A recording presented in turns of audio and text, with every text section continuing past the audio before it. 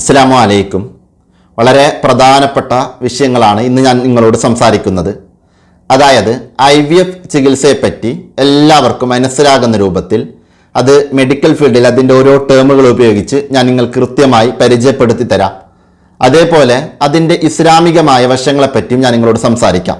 ഇസ്ലാമിൽ ഏതൊക്കെയാണ് അനുവദനീയമായി മാറുന്നത് എന്നതിനെപ്പറ്റി കൃത്യമായി ഞാൻ നിങ്ങൾക്ക് കാര്യങ്ങൾ ഷെയർ ചെയ്തു തരാം. അതായത് കല്യാണം കഴിഞ്ഞിട്ട് വർഷങ്ങളായി സന്താനങ്ങളില്ലാതെ പ്രയാസപ്പെടുന്ന ഒരുപാട് പേര് നമ്മുടെ കൂട്ടത്തിലുണ്ട്.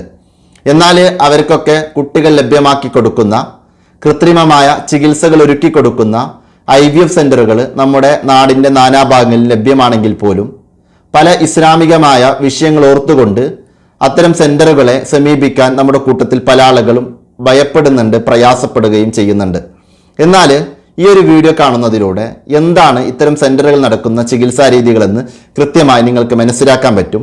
അതേപോലെ തന്നെ ഇതിൻ്റെ ഇസ്ലാമിക വശങ്ങൾ, ഇതിൽ ഏതൊക്കെയാണ് ഇസ്ലാമിൽ അനുവദനീയമായത് എന്നത് കൂടി നിങ്ങൾക്ക് കൃത്യമായി മനസ്സിലാക്കാൻ പറ്റും. അപ്പോൾ ആദ്യം അതിൻ്റെ മെഡിക്കൽ പരമായിട്ടുള്ള ടേമുകൾ ഉപയോഗിച്ചുകൊണ്ട് ഞാൻ നിങ്ങൾക്ക് കാര്യങ്ങൾ വിശദീകരിച്ചു തരാം. അടുത്തത് അതിൻ്റെ ഇസ്ലാമിക വശങ്ങളെ കൂടി ഞാൻ നിങ്ങൾക്ക് പറഞ്ഞു തരാം. കൃത്യമായി ശ്രദ്ധിക്കാം. അങ്ങനെ വരുമ്പോൾ ഓവുലേഷൻ ഇൻഡക്ഷൻ എന്താണ്, അതേപോലെ തന്നെ IUI എന്താണ്, IVF എന്താണ്, IVF-ൽ തന്നെ ഓവം പിക്കപ്പ് ഉണ്ട്, അതേപോലെ തന്നെ ICSI, എംബ്രിയോ ട്രാൻസ്ഫർ, ഇങ്ങനെ പറഞ്ഞ് ഓരോന്നിനെ പറ്റിയും കൃത്യമായി ഞാൻ നിങ്ങൾക്ക് പറഞ്ഞു തരാം. അതേപോലെ തന്നെ നോർമൽ പ്രഗ്നൻസിയുമായിട്ട്, അല്ലെങ്കിൽ ഒരു സ്ത്രീ നോർമൽ പ്രഗ്നൻ്റ് ആകുമ്പോൾ ഉണ്ടാകുന്ന എന്തെങ്കിലും കാര്യങ്ങളിൽ നിന്ന് ഇതിൽ നിന്ന് മാറ്റങ്ങൾ ഉണ്ടാകുന്നു എന്നതിനെ പറ്റിയൊക്കെ കൃത്യമായി ഞാൻ നിങ്ങളോട് സംസാരിക്കാം. ആദ്യം നമുക്ക് ഓവുലേഷൻ ഇൻഡക്ഷനെ പറ്റി നോക്കാം. അതായത് ഓവുലേഷൻ ഇൻഡക്ഷൻ എന്ന് വെച്ചാൽ സാധാരണഗതിയിൽ ഒരു ഭാര്യയും ഭർത്താവും തമ്മിൽ ഡയറക്റ്റ് സെക്ഷൽ കോണ്ടാക്ട് വഴി അവർക്ക് ഒരു സ്ത്രീക്ക് പ്രഗ്നൻ്റ് ആവാൻ പറ്റും. പക്ഷേ അങ്ങനെ പ്രഗ്നൻ്റ് ആവാൻ എന്തെങ്കിലും ഒരു മരുന്നിൻ്റെ സഹായം ആവശ്യമായി വരും. അങ്ങനെ ഒരു മരുന്നിൻ്റെ സഹായത്തോടെ ഭാര്യ പ്രഗ്നൻ്റ് ആകുന്ന, അതായത് ഭാര്യയിൽ ഒരു മരുന്ന് ഇഞ്ചെക്ട് ചെയ്ത് അങ്ങനെ മരുന്നിൻ്റെ സഹായത്തോടെ ഭാര്യ പ്രഗ്നൻ്റ് ആകുന്ന ഒരു ചികിത്സാ രീതിയാണ് ഓവുലേഷൻ ഇൻഡക്ഷൻ എന്ന് പറയുക. അവിടെ ഭർത്താവിൻ്റെ ബീജമോ അല്ലെങ്കിൽ ഭാര്യയുടെ എഗ്ഗോ പുറത്തേക്ക് എടുക്കേണ്ട ആവശ്യമില്ല. ഒരു ചെറിയൊരു മരുന്നിൻ്റെ സഹായത്തോടെ കൂടെ ഭാര്യയ്ക്ക് പ്രഗ്നൻ്റ് ആവാൻ പറ്റും. അത്തരമൊരു ചികിത്സാ രീതിയാണ് ഓവുലേഷൻ ഇൻഡക്ഷൻ എന്ന് പറയാം. അടുത്തത് IUI. അതായത് ഈ ഓവുലേഷൻ ഇൻഡക്ഷൻ എന്ന് വെച്ചാൽ ഇനീഷ്യൽ സ്റ്റേജിൽ നടക്കുന്ന ഒരു ചികിത്സയാണ്. അടുത്തത് IUI എന്ന് വെച്ചാൽ ഭാര്യയുടെ എഗ്ഗ് പുറത്തെടുക്കേണ്ട ആവശ്യമില്ല, അതേ സമയത്ത് ഭർത്താവിൽ നിന്ന് ബീജം പുറത്തെടുക്കും.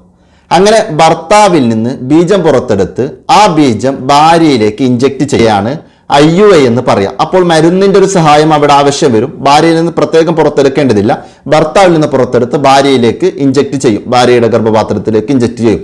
അതിനെയാണ് അവിടെ IUI എന്ന് വിളിക്കുക. ആവശ്യം പ്രത്യേകം ശ്രദ്ധിക്കാം. ഇനി അടുത്ത വളരെ പ്രധാനപ്പെട്ടതാണ്, ഇങ്ങനെ ഈ IUI-ലും അത് ഓവുലേഷൻ ഇൻഡക്ഷനിലും IUI ഒന്നും പറ്റാത്ത ആളുകളിലേക്ക് വരുന്ന ചികിത്സാ രീതിയാണ് IVF എന്ന് പറയും. അപ്പോൾ IVF-ൽ ആദ്യം വരിക എന്ന് വെച്ചാൽ ഓവം പിക്കപ്പാണ്. ഓവം പിക്കപ്പ് എന്ന് വെച്ചാൽ കൃത്യമായി മനസ്സിലാക്കാം. അതായത് നമ്മൾ പറഞ്ഞു ഭർത്താവിൽ നിന്ന് ബീജം പുറത്തെടുക്കണം, അതേപോലെ തന്നെ ഭാര്യയിൽ നിന്ന് എഗ്ഗും പുറത്തെടുക്കണം. അങ്ങനെ ഭർത്താവിൽ നിന്നും ഭാര്യയിൽ നിന്നും പുറത്തെടുക്കുന്നു, ഭാര്യയുടെ എഗ്ഗും പുറത്തെടുക്കുന്നു. ഇതിനെയാണ് ഓവം പിക്കപ്പ് എന്നറിയാം. ഇതാണ് IVF-ന്റെ ഒന്നാമത്തെ ഘട്ടം. ഇനി രണ്ടാമത്തെ ഘട്ടം എന്ന് വെച്ചാൽ ICSI ആണ്. അതായത് ഇങ്ങനെ ഭർത്താവിൽ നിന്ന് പുറത്തെടുത്ത ഈ ബീജവും ഭാര്യയിൽ നിന്ന് പുറത്തെടുത്ത എഗ്ഗും പരസ്പരം സംയോജിപ്പിക്കുന്ന പ്രക്രിയയാണ് ICSI എന്ന് പറയാം. രണ്ടാമത്തെ പ്രക്രിയ എന്നുള്ളത് ICSI ആണ്.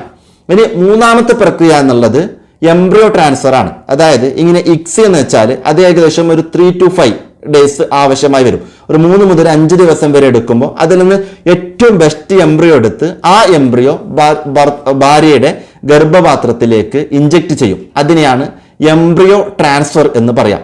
അങ്ങനെ എംബ്രിയോ ട്രാൻസ്ഫറിൽ ഭാര്യയുടെ ഗർഭപാത്രത്തിലേക്ക് ഇഞ്ചെക്ട് ചെയ്താൽ ഏകദേശം ഒരു 14 ദിവസങ്ങൾക്ക് ശേഷം അവിടെ റിസൾട്ട് വരും. പ്രഗ്നൻസി പോസിറ്റീവ് ആണോ നെഗറ്റീവ് ആണോ എന്നുള്ള റിസൾട്ട് വരും. അങ്ങനെ പോസിറ്റീവ് ആകുമ്പോൾ പിന്നീട് അങ്ങോട്ടുള്ള കാലയളവ് സാധാരണ ഡയറക്റ്റ് സെക്ഷൽ കോണ്ടാക്ട് വഴി എങ്ങനെയാണോ പ്രഗ്നൻസി ആയപ്പോൾ ഉണ്ടാകുന്ന അതേ സാഹചര്യങ്ങളാണ് പിന്നീട് അങ്ങോട്ടുള്ള ഓരോ കാലയളവിലും കടന്നു പോകുക. ആവശ്യം പ്രത്യേകം ശ്രദ്ധിക്കുക. ഇതാണ് ഇതുമായി ബന്ധപ്പെട്ട് നമ്മൾ സാധാരണഗതിയിൽ മെഡിക്കൽ പരമായിട്ട് അറിഞ്ഞിരിക്കേണ്ട വളരെ പ്രധാനപ്പെട്ട ടേമുകളും അതിൻ്റെ എക്സ്പ്ലനേഷനുമാണ് ഞാൻ നിങ്ങൾക്ക് പറഞ്ഞു തന്നത്. അടുത്തത് ഇത് ഇസ്ലാമിൽ അനുവദനീയമാണോ എന്നുള്ളതാണ്. കൃത്യമായി ശ്രദ്ധിക്കുക. ഇസ്ലാം എന്നുള്ളത് ഓരോ വിഷയങ്ങൾക്കും കൃത്യമായി നിയമങ്ങൾ പറയുന്ന ഒരു മതമാണ്.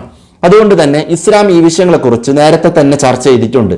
ഇന്ന് നമുക്കറിയാം പലയിടങ്ങളിലും ബ്ലഡ് ബാങ്കുകൾ ലഭ്യമാകുന്നത് പോലെ തന്നെ ബീജ ബാങ്കുകളും ഒക്കെ ലഭ്യമാകുന്ന ഒരു ഘട്ടം ഇന്ന് വന്നു. ഒരു പക്ഷേ വരും ദിവസങ്ങളിൽ വരും കാലങ്ങളിൽ നമ്മുടെ നാടുകളിലൊക്കെ വ്യാപകമായിട്ട് ബീജ ബാങ്കുകൾ ഉണ്ടാവും. അതായത് ബീജം ഒരിടത്ത് കൊടുക്കുക, അതിന് ക്യാഷ് സ്വീകരിക്കുക, അല്ലാതെയൊക്കെ ബീജം കൊടുക്കുക, അങ്ങനെയുള്ള സംവിധാനങ്ങളൊക്കെ വരും ദിവസങ്ങളിൽ വരും നാളുകളിൽ ഒരു പക്ഷേ നമ്മുടെ നാടുകളിലും വ്യാപകമായേക്കാം.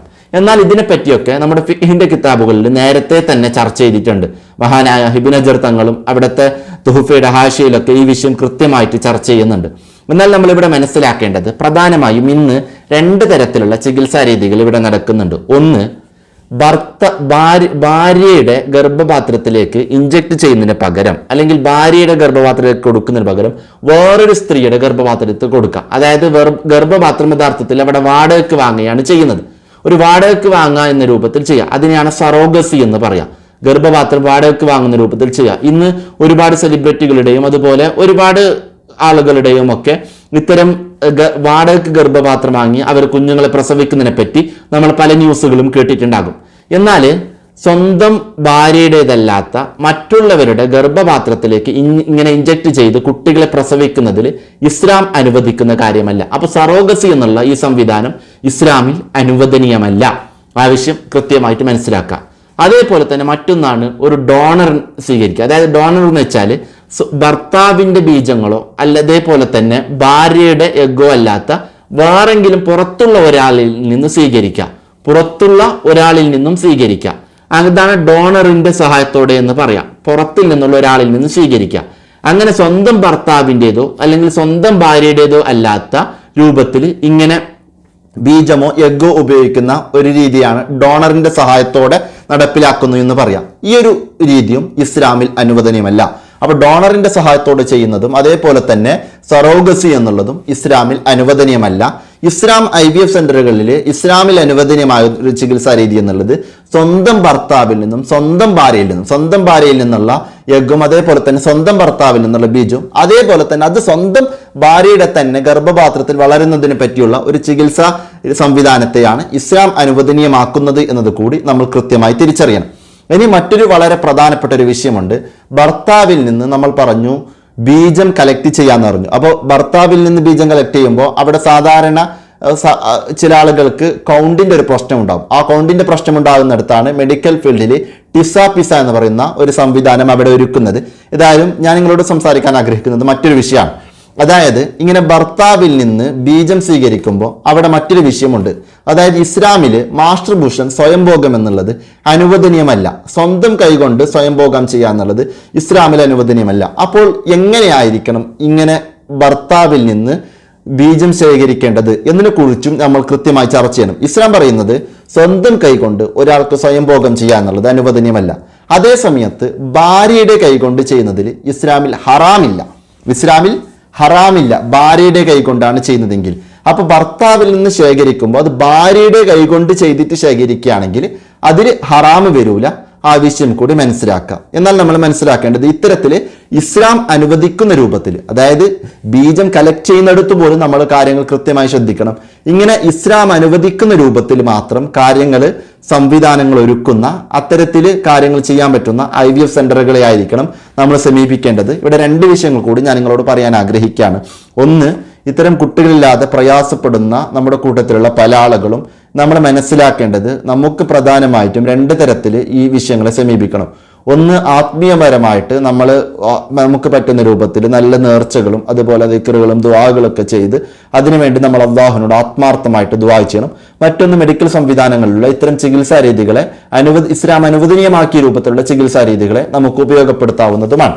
അപ്പോൾ നമ്മൾ മനസ്സിലാക്കേണ്ടത് ആത്മീയമായ രൂപത്തിൽ ഇത്തരം കാര്യങ്ങൾക്ക് നമ്മൾ നേർച്ചകൾ നൽകുമ്പോൾ ഇങ്ങനെ കല്യാണം കഴിഞ്ഞിട്ട് വർഷങ്ങളായി കുട്ടികളില്ലാതെ പ്രയാസപ്പെടുന്ന പല ആളുകളും എന്താണ് ഇതിനു വേണ്ടി നമുക്ക് ചെയ്യാൻ പറ്റുക, ഒരു നേർച്ച ചെയ്യാൻ പറ്റുക, എന്താണ് ദുആ എന്നുള്ള വിഷയങ്ങളൊക്കെ ചോദിക്കാറുണ്ട്. ചില ദുആകളും ദിക്റുകളും ഒക്കെ മുമ്പുള്ള ചില വീഡിയോകളിൽ ഞാൻ നിങ്ങളുമായി ഷെയർ ചെയ്തു തന്നിട്ടുണ്ട്.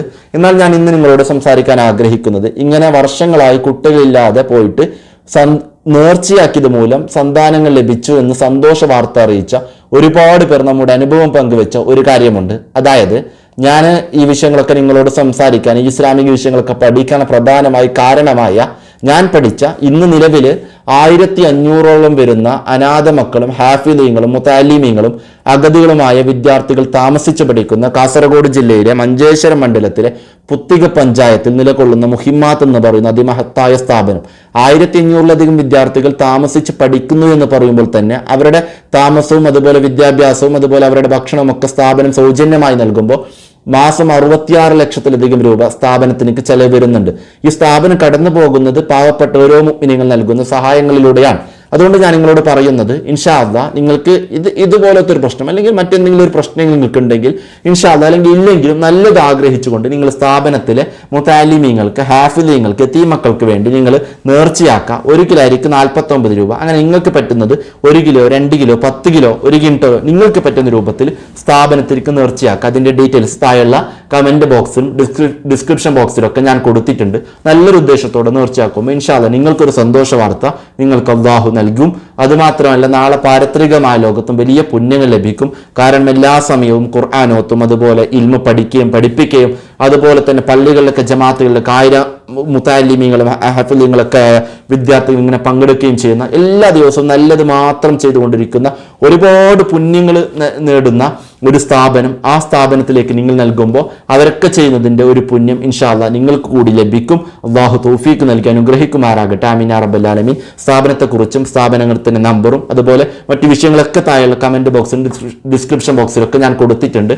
കഴിഞ്ഞ ഒരു വീഡിയോയിലൂടെ ഞാൻ നിങ്ങളോട് ഷെയർ ചെയ്തൊരു വിഷയമുണ്ട്. അതായത് 11 വർഷങ്ങളോളായി കുട്ടികളില്ലാതെ പ്രയാസപ്പെടുന്ന പത്തനംതിട്ട ജില്ലയിലെ ഒരു കുടുംബം മുഹിമ്മാത്തിലേക്ക് നേർച്ചയാക്കിയപ്പോൾ ഭാര്യയ്ക്ക് പ്രഗ്നന്റ് ആവാനും അതുപോലെ സ്വാലിഹായ കുട്ടി ഉണ്ടാവാനും ഒക്കെ പറ്റിയെന്നുള്ള വലിയ സന്തോഷ വാർത്ത അറിയിച്ചത് ഞാൻ നിങ്ങളെ അറിയിച്ചിട്ടുണ്ട്. ഇൻഷാ അല്ലാ തീർച്ചയായിട്ടും ആ വിഷയം നിങ്ങളൊന്ന് മനസ്സിലാക്കുക. സ്ഥാപനത്തിലേക്ക് പറ്റുന്ന പോലെ നിങ്ങൾ സഹായിക്കുക.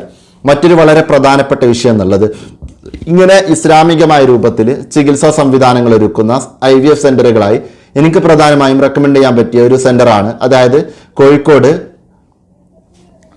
റെയിൽവേ സ്റ്റേഷന് സമീപമുള്ള ഇക്ര ഫെർട്ടിലിറ്റി സെന്റർ. അവിടുത്തെ കോൺടാക്ട് ഡീറ്റെയിൽസും ഞാൻ താഴെ കൊടുക്കുന്നുണ്ട്. ഇൻഷാ അല്ലാ ആ ഇക്ര ഫെർട്ടിലിറ്റി സെന്ററിൽ പോയി ഞാൻ ഒരു ദിവസം കാര്യങ്ങളൊക്കെ അന്വേഷിച്ച് അവിടെ തന്നെ ഒരു വീഡിയോ ഞാൻ ചെയ്തിരുന്നു.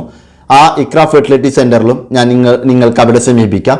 അപ്പോൾ ഇസ്ലാമികമായ രൂപത്തിൽ അവർ ഏകദേശം, അതായത് അവർ സറോഗസ് നടപ്പിലാക്കൂല, ഡോണർ നടപ്പിലാക്കൂല, അതേപോലെ തന്നെ ഭർത്താവിൻ്റെ ബീജം കളക്ട് ചെയ്യാനും ഭാര്യയുടെ അടുത്ത് തന്നെ അങ്ങനെ ബീജം കളക്ട് ചെയ്യാനുള്ള ഒരു സംവിധാനങ്ങളൊക്കെ അവർ ഒരുക്കി തരുന്നുണ്ട്. ഇൻഷാ അല്ലാ അങ്ങനെ ഇസ്ലാമികമായ രൂപത്തിൽ ഇതുപോലത്തെ ചികിത്സാ രീതികൾ അവർ ഒരുക്കി തന്ന് ഏറെ മുഅ്മിനീങ്ങൾക്ക് വിശ്വാസികൾക്ക് ഒരു സഹായം കൂടി നൽകുന്നുണ്ട് എന്നത് കൂടി നമ്മൾ മനസ്സിലാക്കുക.